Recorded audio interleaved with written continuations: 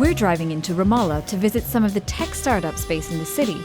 20 kilometers north of Jerusalem, it's being touted as a new tech hub for the Arab world. Our first stop is a game of table tennis with the chief technical officer of Yam Safer. It's a hotel booking website for the Middle East and Turkey. It's now one of the most successful startups in Ramallah, but it faced an early setback. Many potential customers didn't have credit cards, so they couldn't pay for their bookings online. Yam Safer developed a trust algorithm to rank people using their site. We had a really big problem with credit cards here. So we just figured it out after we faced the problem that, okay, everything is good, we have good product, we have good inventory, but the customers can't book because of the payment method.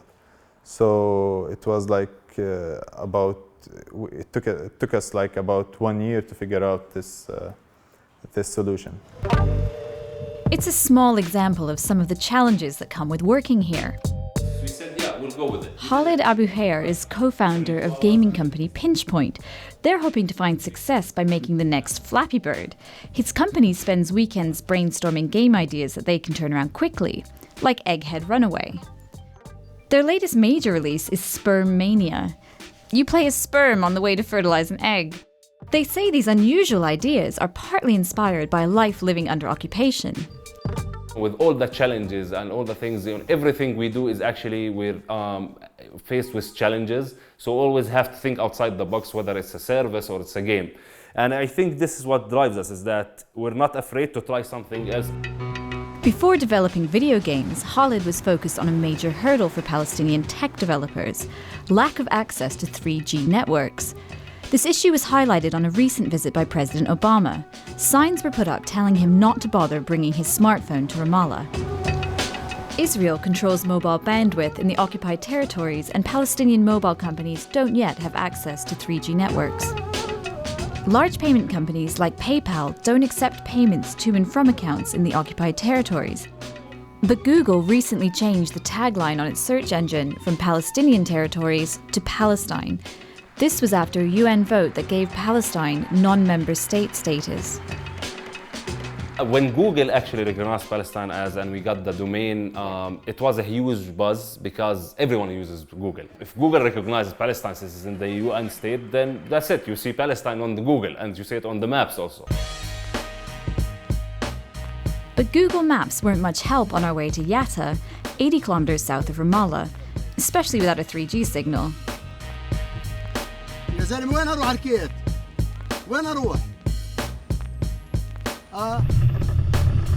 We spend an hour driving around looking for signs to our location. It seems an unlikely place to meet Khalil Shreita, but the hacker from Hebron was born and brought up here, and it's where he lives with his family. Khalil became famous around the world when he hacked into Mark Zuckerberg's Facebook page last year. He had hoped to be rewarded by the company's bug bounty program, which pays money to people who report issues with the site's security. Actually, I hacked the Facebook twice, not for one time. The one which everyone knows, and the last one, Facebook paid me $5,000, 5,000. So they did pay you? The second time, yeah. Khalil taught himself how to code online and saved up for 2 years to buy his first computer.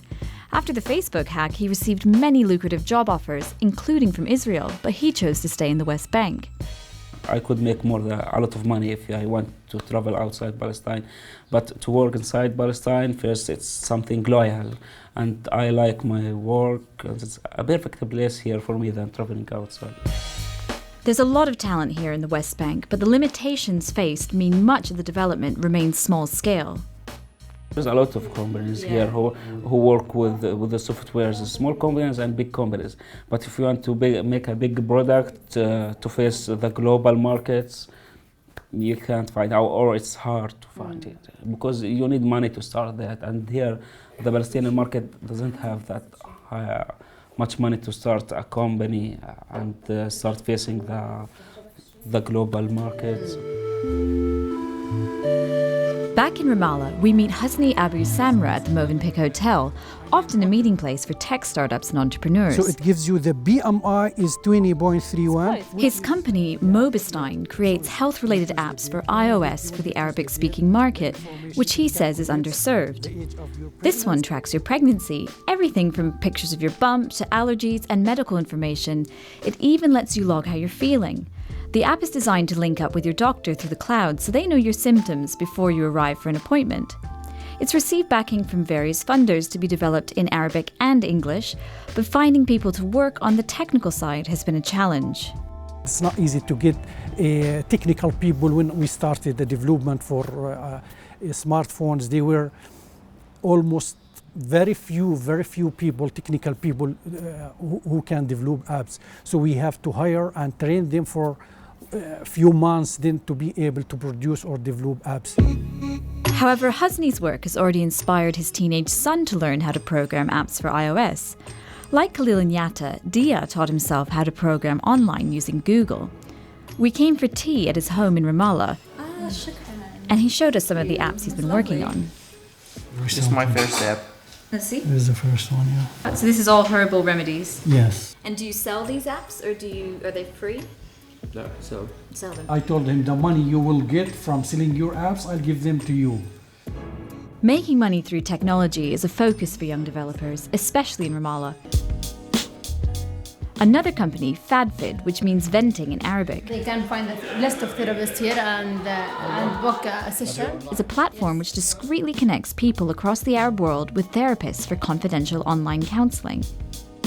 Today, it still feels a long way from Silicon Valley, but for those working in this nascent tech scene, the hope is Palestinian technology will one day be a global focus. We need a success story here in Palestine. This will excite everyone and be the reason why many people start working on their own startups. So I think what is missing now in Ramallah is a success story.